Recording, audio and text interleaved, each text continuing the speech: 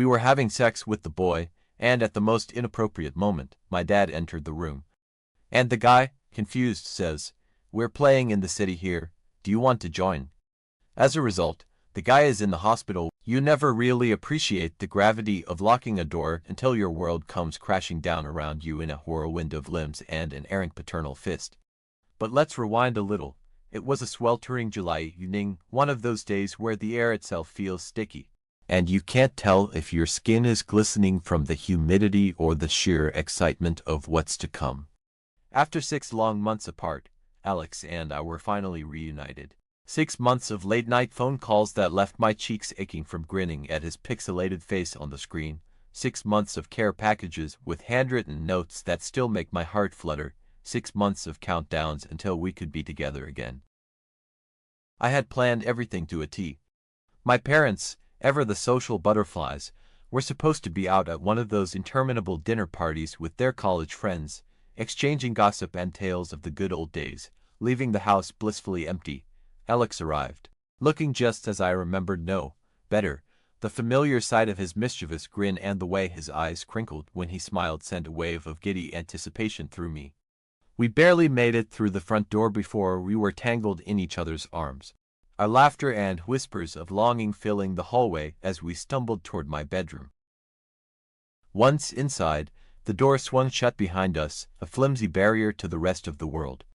Clothes quickly became a distant memory, scattered across the floor, in our haste to close the gap that had felt infinite for so long.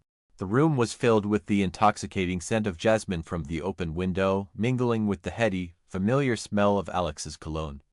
The night felt perfect, and as we fell onto the bed, our bodies moving in a frenzied, joyful dance, it seemed like the universe had finally given us this precious moment to make up for all the time lost. Time, which had dragged so cruelly over the past months, now seemed to blur, each second dissolving into the next in a blissful haze. My heartbeat was a steady drum in my ears, drowning out everything but the feel of Alex against me, his breath on my skin, our whispered promises and soft laughter. It was a reunion of soul and body, and for those few moments, nothing else mattered. But, as fate would have it, this perfect bubble was destined to burst. In my excitement and certainty that my parents would be out until late, I had neglected to lock the door. A simple oversight, a minuscule detail that suddenly became monumental when, without warning, the door swung open, and there stood my father. "Dad," I gasped, my heart plummeting into my stomach. For a fleeting moment, the room was frozen in a tableau of horror. My father's face was a mask of shock, his mouth opening and closing wordlessly as he took in the scene. Me, his little girl, in the throes of passion with my boyfriend, who was now desperately fumbling to cover himself with a discarded shirt. My brain, frantically trying to process the situation, failed to send any coherent signals to my mouth, leaving me gaping like a fish on dry land. Alex, ever the quick thinker, or at least that's what he thought in the heat of the moment, blurted out, "We're playing in the city here. Do you want to join?" Silence, deafening, soul-crushing silence. For a second, I thought I might have hallucinated the whole thing. But then my father's face darkened with an expression I had only seen a handful of times in my life, an expression that preceded grounding, yelling, and, once, a very stern talk about the dangers of sneaking out past curfew. My dad moved with a swiftness that belied his age.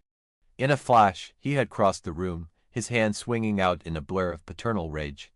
His fist connected with Alex's jaw, a sound so visceral it seemed to echo off the walls. Alex stumbled back, his eyes wide with shock and pain, before collapsing in a heap on the floor.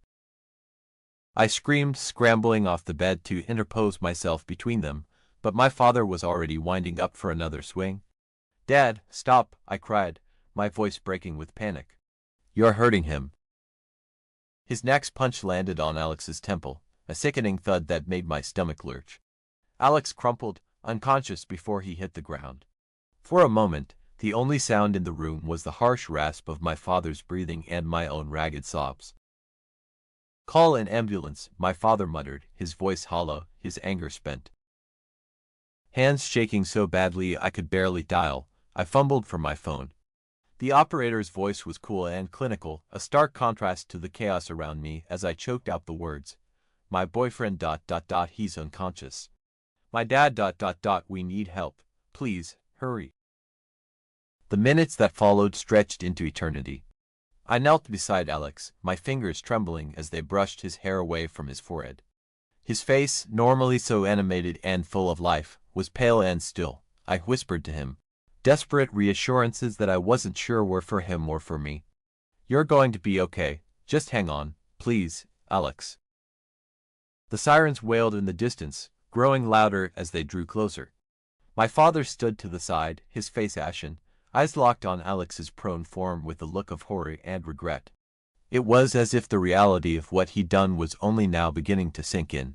He looked at me, his expression one of profound remorse, but I couldn't meet his gaze. Not yet. The paramedics arrived, their efficiency a balm to my frayed nerves.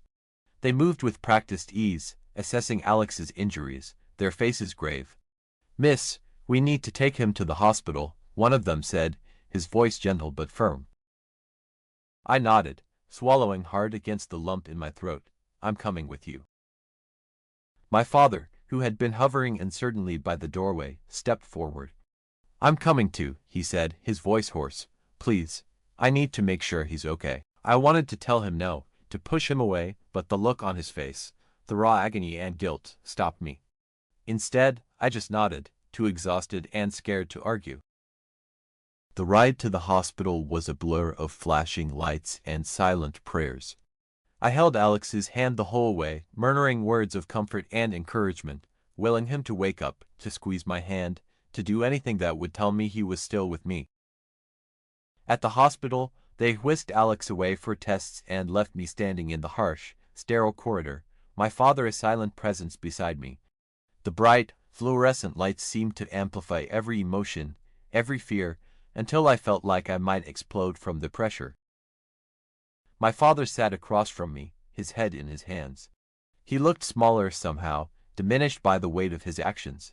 For the first time, I saw not just the man who had raised me, but a man struggling with his own flaws, his own regrets. I wanted to reach out, to tell him that we would find a way through this, but I couldn't, not yet.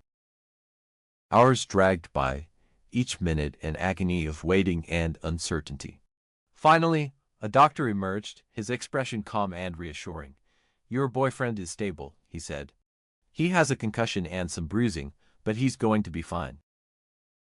Relief washed over me so intensely that I felt my knees buckle. I sank into a chair, my head in my hands, the tears I had been holding back finally spilling over. I was vaguely aware of my father sitting beside me, his hand resting on my shoulder, a tentative gesture of support. I'm so sorry, he whispered, his voice breaking. I didn't mean to hurt him. I just ... I saw you and I lost control. I was scared. I looked up at him, my eyes filled with a tumult of emotions, anger, sadness, confusion. Dad, you could have killed him, I said, my voice trembling. How could you do that? He shook his head, tears glistening in his eyes. I don't know. I saw you and I panicked. I'm so sorry. For the first time, I saw my father not as the infallible figure I had always known, but as a man capable of mistakes, of fear, of regret.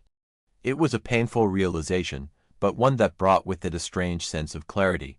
I knew that forgiveness would come, but it would take time. When Alex finally woke up, his eyes bleary and unfocused, his first words were a weak attempt at humor. Next time, maybe we should stick to Scrabble. I laughed through my tears, relief and love flooding my heart. He was going to be okay, and that was all that mattered. The days that followed were a blur of hospital visits and difficult conversations. My father and Alex sat down together, both of them sheepish and regretful. They talked, really talked, for the first time, and while it wasn't an easy conversation, it was a necessary one. Slowly, life began to return to something resembling normal. Alex recovered, and my father worked hard to earn back the trust he had shattered. It wasn't easy, and there were moments of tension and sadness, but we all grew stronger from the experience. Looking back, it's hard to believe how one impulsive moment could have such far-reaching consequences. It was a lesson in the fragility of life, the power of forgiveness, and the importance of locking the door. But most of all, it was a reminder that love, even in the face of chaos and confusion, has the power to heal. The bond between Alex and me grew stronger, forged in the fires of adversity. And my relationship with my father, while scarred, was ultimately mended by our shared commitment to understanding and forgiveness. So here I am, reflecting on that fateful night with a mixture of sadness and gratitude. It was a night that changed everything, a night that taught me more about love and resilience than I could have ever imagined. And while I wouldn't wish such a traumatic experience on anyone, I am grateful for the lessons it taught me, and for the strength it revealed in all of us.